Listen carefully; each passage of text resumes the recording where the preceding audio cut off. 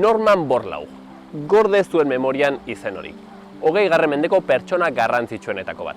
Ingeniari agronomoa zen Norman eta nekazaritza industriala edo iraultza berdea ekarri zuen. Berari esker, aitzur eta mandoen esklabutzatik liberatu ginen betiko. Bota zuen aitzurrak, badator petroleoa. Gainera, nahi elikagai ekoizten alko genuke eta munduko gosetearekin bukatuko genuke.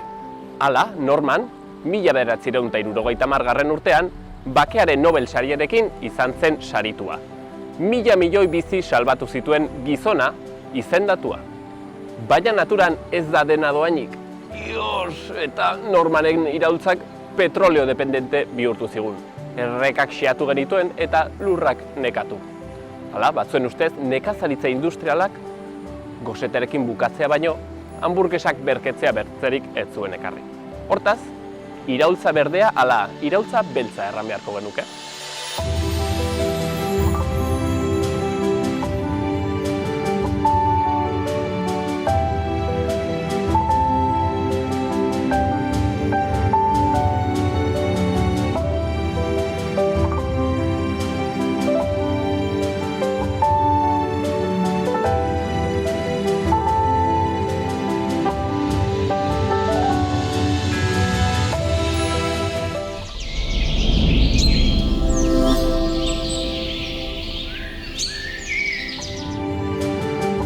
Lehenik omenalditxo bat gure Nafarroa derronetako ekosistemei, Natura 2000 sarean baitago ere Ebro ibaiaren eremua. Ibar basoen itzalpean, ura nagi eta geldo isurtzen da Ebro ibaiaren azken tarte Nafarran, nekazaritzari eskainitako lur lauen artean. Horri esker, ezin konta ala animalia bizidera zokomoko hauetan. Hala nola, hegazti urtarrak, dortokak, nahiadeak edota tximeletak. Horrez gain, ur preziatua oparo iristen da herriberako baratze emankorretara.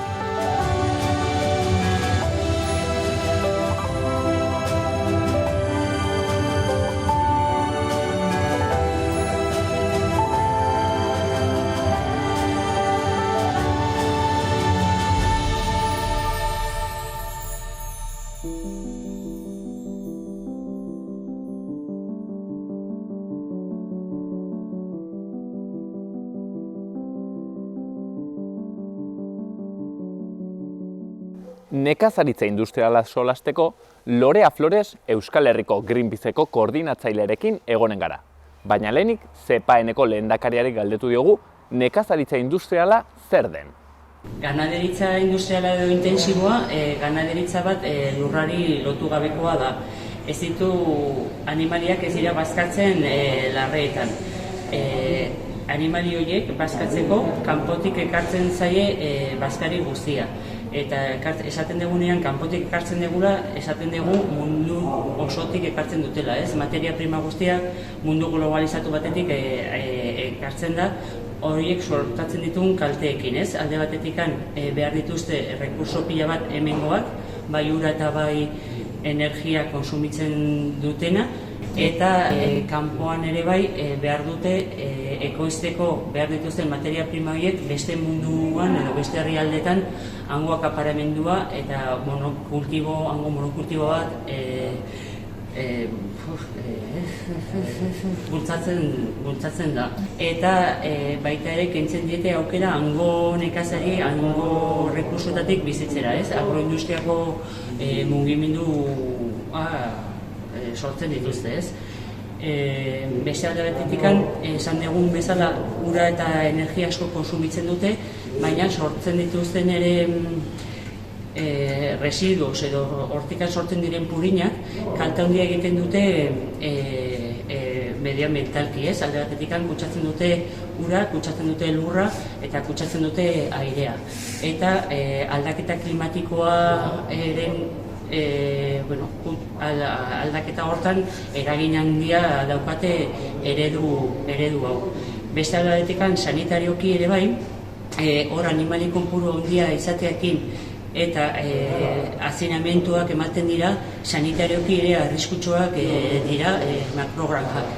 Beste batetik eredu hortan eskulan gutxi beharra dauka eta ez dauka inongo loturari bere zonaldeakin, ez? Ez da nekazaritza bat nekazari gabekoa, ez da beharrezkoa nekazariak eredu hortan lan egiteko, ez? Enpresak handiak izaten dira eta automatizazioa eta manejoarengatik ez dute behar jendea.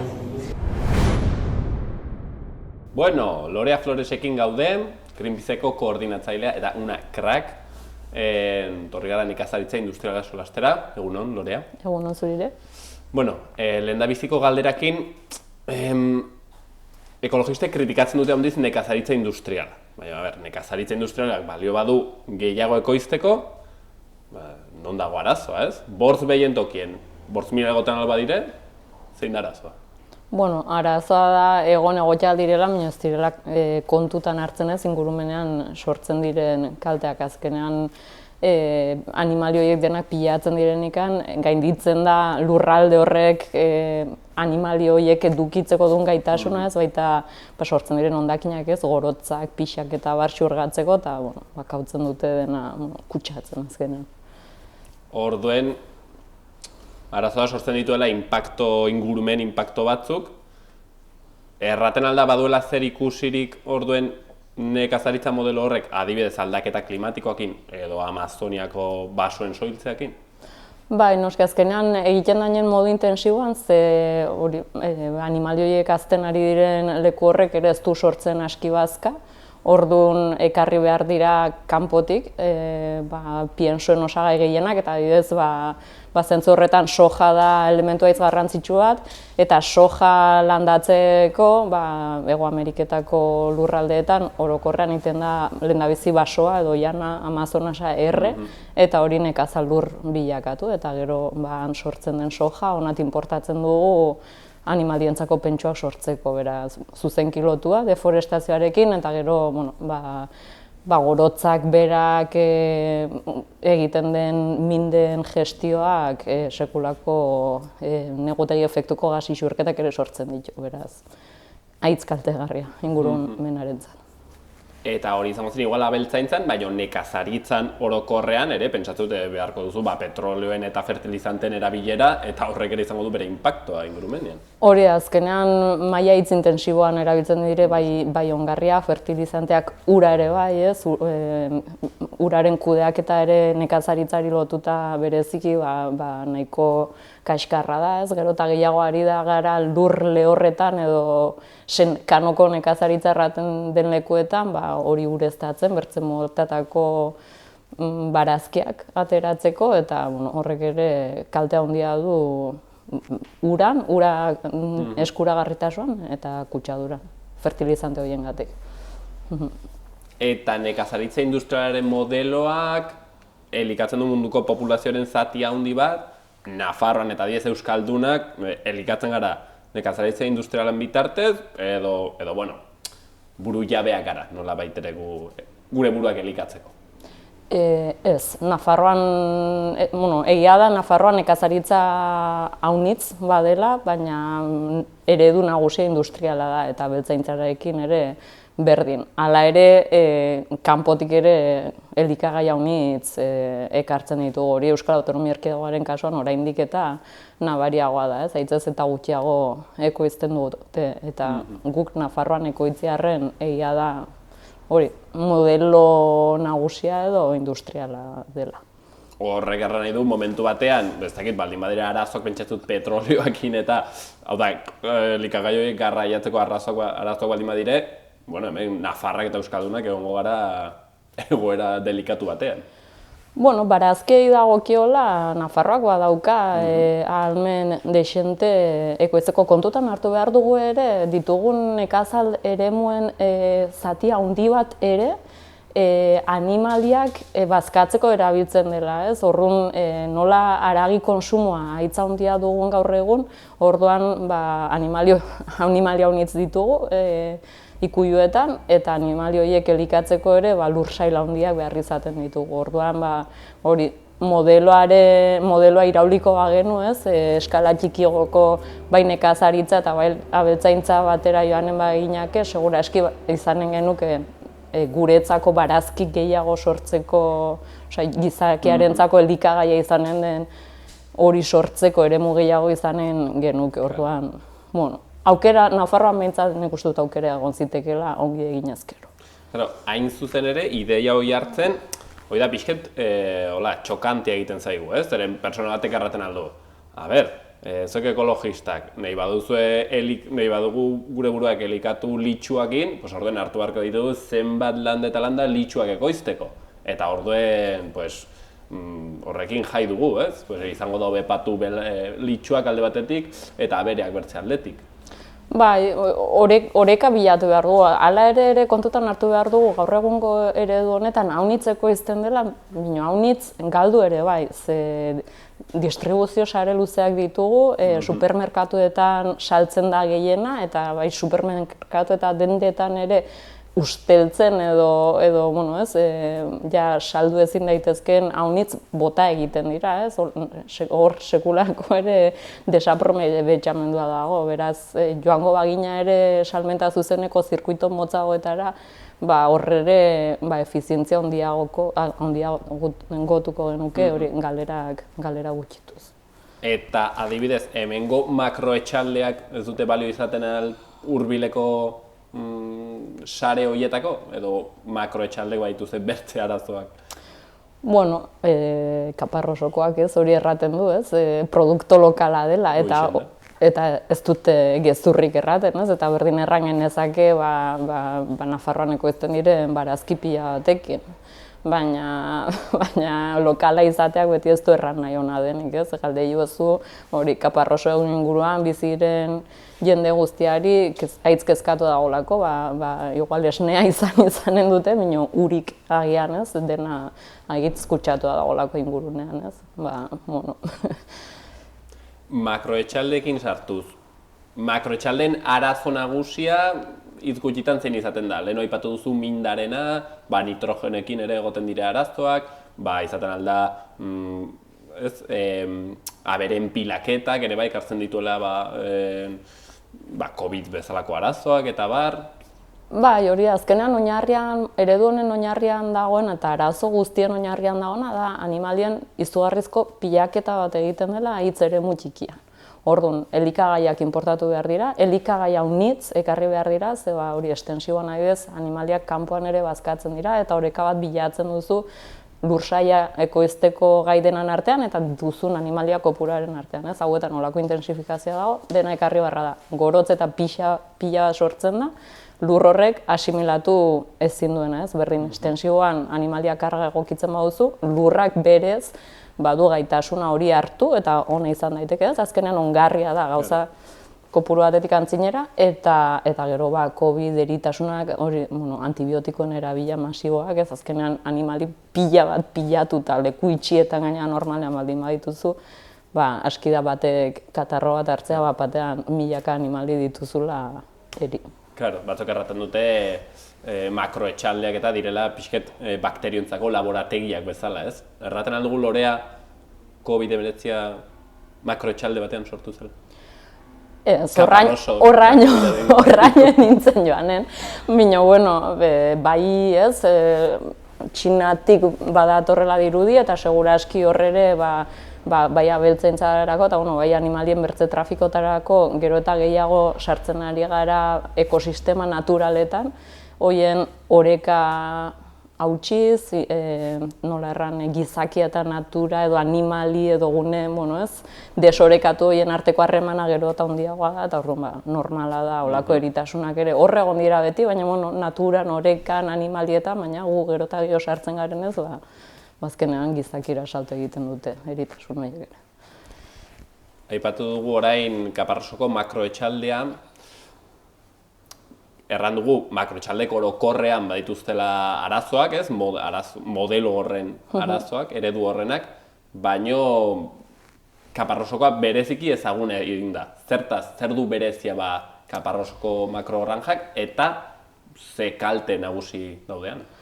Bai, kaparrosokoak duna da, orain okerrezpan nago Europako handienetako bat dela, 7.000 behi ditu, eta behintzat Nafarroan ez dago hain bertze animali dituen bertzerik badaude, bertze makroetxalde edo animalia honitz dituzten ikuioa, batez ere zerrienak ere ez ditugula aipatzen, Nafarroan ere problema dago horrekin. Eta hori handienetakoa da, inguruan ja haunitz nabaritzen da mindek eta sortutako inpaktuak, gainera gero haute biometanizazio planta bat, berez ikuiuko mindak, gorotzak eta bar gestionatzeko zena, baina orain Nafarroa guztiko hondakin organiko industrialak jasotzen dute, eta beraz ere hondakinen hondakinen kudeatzaile direnez, kobratzen dute ez, hondakin organiko horiek kudeatzagatik eta inguruan isurtzagatik ez. 23 herri, Nafarroako 23 udalerrietan botatzen dute gero hortik ateratzen dena. Lur hektarea pila bat behar dituzte haien kaka zabaltzeko. Eta gero nik uste dut hor garrantzitsuna ere da kaparrosoko hauek daudela Sorian egin nahi duten bertze 23.000 behiko horren atzean, eta hori ja bai sekulako asakeria izan nintzen, eta horregatik nik uste dut jarri dugula fokoa bereziki kaparrosoko honetan. Ez delako bakarrik Nafarroan dagona, baizik eta gero Sorian egin nahi duten agatik. Eta orain, afera da nahi dutela hunditu, ez? 7.000 eta piko behietara. Bai, orain lortu dute baimena, baina handitzeko nahi hori aspalditik zeukaten eta hasia ziren, ez? Beraiek bere 3.000 behi izateko baimena zuten, eta egin zituzten ampliazio batzuk, nabe batzuk egin zituzten gaina baimenik gabe, horiengatik denuntziak eta jaso dituzte. Ja nabeak egin zituzten, gero jakintzen ere 3.000 behiko baimena izanik ere 5.000 edo gehiago zituztela, eta hori guaintxe 7.000-araino ampliatzeko baimena jaso dute, baina lehenagotik hasia ziren horreta. Bertze kontu bat, isuri ilegalena ere izaten da, ez? Oda, ez dutela baimenik igual kaka horiek botatzeko errekara, hori ez da kudeatzeko modua, baina igual euraldi txarra dagoen egun horietako batean, errekara. Claro, teorian beraiek derrigortuta daude minda horiek banatzeko plan bat izatera, ez? Eta hortaz orain Nafarroko 23 udalerrietako lurrak behar dituzte. Gauza, claro, garraio hori, ez? Hainbat kilometrotan mindena ere gastu bat suposatuko duela eurentzat, eta badago susmoa beraien inguruko lurretan behar baino gehiago botatzen dutela, ez? Eta gainera hori ikusten, behar baino gehiago botatzen dutela ikustekoa da, hori 2020 urte hasieran ikusi genuen nola, baziren pareta batzutan, Aragoi ibaira dela gune babestu bat, nola kaka jauziak baziren hor paretetan ibaiera zuzenan orduan. Susmoa bada, ilegalki botatzen dutena gero, Nafarro gobernuak erraten du zaila dela, frogatzea. Hor guztien da pixket, beti ekologismoak akusatzen dituen arazoak, ez? Batetik dago baliabideen erauzketa bat neurri gabekoa, eta bertzetik hondakinekin arazoak, ez? Hori normalik ez dugu ikusten, baina makrotxalde baute hondakinekin arazoak. Hala ere, Lorea, jendeak errango du, ja daude ekologistak beti bezala, hemen lana mugatzen, denari ezetz erraten, ez? Batek erranen du, benpin, ekoizten da hemen, eta lana ere hemen sortzen da, ez? Baina nik uste dut, hemen ekoitzi horrek ere, behar dituela komatxoak, zeren, etortzen den pentsu guzia, Brasilgoa bada, hemen ekoitzia hori pixketa relatiboa da. Eta gainera lanarekin ere, uste dut, badela zer pentsatu? Bai, hasteko kontutan hartu behar da, makroetxalde hauetan dena hitz industrializatu dagoela, orduan makina honitz erabiltzen direla eta automatizatua dagoela, beraz, animali kopuruko sortzen den enplegu kopurua ez da proportzioan hainena handia, ez? Familia eskalako produkzio txikietan, ez? Etxalde txikietan, hori, proportzioan enplegu gehiago sortzen dira, olako handi batean, baina haitz automatizatua dagoelako. Eta gero, oraindik guk ez ditugu datu zehatzik, baina bertaratzen zarenean Kaparrosoko etxealde inguruan egon gara, eta han lanean dauden gehienak atzerritarrak dira, ez daude Kaparroso, Alesbes edo Martzillako gazteak han lanean, edo ezain gazteak, atzerritarrak dira, orduan horregia susmoa ematen dizu, ze nolako lan baldintzak edo izanen dituzten. Eta berdin, Soriako horretan errateute enplegua sortuko dugu, Soriako eskualde hustu honetan, ez dakitzen bat enplegu erraten zuten sortuko zituztela, baina kontrara N eta olako sindikatuak erraten zuten sortu, 200 agian sortuko dituzte, baina suntsitu, 700-800 lanpostu suntsituko ditu, etxalde txikiak ezingo dutelako konpetitu, ez? Orduan, lana sortzearena ere hor zalantza. Lehenoko aria pixket berreskuratuz eta pixket isteko kontu hau, betiko eztabaida polemiko bat, ez? Erran dugu abeltzaintzak kalte nabariak sortzen dituela ingurumenean, Alberto Garzonek erran zuen kontsumo ministroak haragi kontsumoa jaitsi behar zela, nik ordutik ez dut haragirik probatu ere. Haragia etetik utzi behar dugu, Lore? Bueno, guk ez dugu Greenpeace-edi behintzat hori defenditzen, eta nik ere uste dute ez azkenean ere hori eskala txikiko eta estensioan egindako eta modu ekologikoan egindako abeltzaintzak ere badituelako onurak, ez? Paisaia mantentzen ditu, bizi eredu bat ere bada, oraindik jendea hortik bizi dena, ez? Landa eremuetan ere aukera bat da, ez? Eta suteak ekiditeko hainbat ikusi da, ez? Badituela onurak, orduan, abeltzaintza mantentzeko ere haragia jan beharko dugu, ez dituzte, hartzaileak ez dira, deusetaz biziko, ez, animalia horiek mantenua behar dute, baina bai murriztu behar dut. Badago gomendapen bat, ustut direla 300 gramo astean, eta 300 gramo egunean jaten ditugula erranen nuke gehienok, ez? Osea, txuleta batek ja 2 astetako kupoa... edo hilabete baterako segunzetan baina daukan. Bai, murriztu bai du gabe. Hitz batean, arazoz da haragia, baizik eta haragi industriala, errango genuke. Hori da, industrialak ekarri du haunitzez gehiago ekoiztea eta merkeago, baina merkeagoa da, batez ere, aipatu ditugun ingurumen inpakto guzti horiek ez direlakoz kontutan hartzen, ez? Externalidadeak dira, ez dire balioetan kontutan hartzen, orduan merketu da, eta horrek behar duguna, baina nitzez haragi gehiago konsumitzen dugu. Erraten dena, kapitalismoak uste ditu bere fakturak ordaindu gabe. Bai, eta honetan argia da. Eta Kaparrutxuko Gazte Asanbladako kideek ere bidali digute haien testigantza. Bai, nik esango nuke inguruko jendea kontra dagoela, eta gainera orain ekologismoa gaiarekin geroz eta gehiago kontzitatuta gaude. Bai, hori egia da, gero eta gehiago. Gainera, pentsatu aldugu granjak ez duela zerikusirik gurekin, gazteriarekin, baina alde batetik oso kaltegarria da gure ingurumenarentzat, gure erreka, Aragoientzat, eta beste alde batetik guretzat ez dituelako lanpostuak sortzen. Hori da, lanpostuak sortzen, eta esan aldugu ez dela baliagarria. Kaparrotxu toki kanpaina bat egin dugu, eta pankartak jarri ditugu. Eta, Martzian informazio talde bat sortu zen, eta esan aldugu herri osoa pankartaz beteta dagoela.